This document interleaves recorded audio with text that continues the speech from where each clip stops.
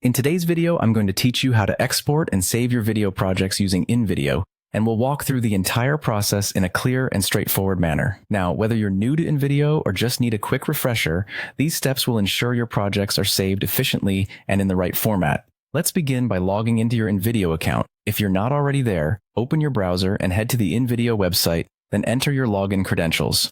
This is your starting point, ensuring that all your projects in progress are easily accessible. Once logged in, you'll need to open the project you want to export. Navigate through your projects in Invideo and select the one you're ready to save. Make sure all your edits are final and you're happy with the content before moving on, as this is the version you'll be exporting. Now, direct your attention to the download options below your video.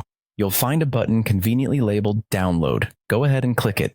This action will initiate the export process, setting up the options you'll need to choose from next. When it comes to resolution, Invideo provides a straightforward choice. If you're using the free version, you can opt for a 720p resolution. However, if you're subscribed to the paid plan, a 1080p resolution, which offers higher quality, can be selected. Take a moment, consider where and how you'll be using the video, and pick the option that best suits your needs. After choosing your desired resolution, you'll see a Continue button. Click it to confirm your selection and proceed to the rendering phase. Rendering is an essential step where Invideo prepares your video for download in the chosen resolution, and it can take a few moments. You'll see a progress bar indicating how far along the process is. During this time, patience is key, as the rendering time can vary depending on the length and complexity of your project. Once the rendering is complete, a download button will appear. Click it, and this will initiate the transfer of your video file to your computer.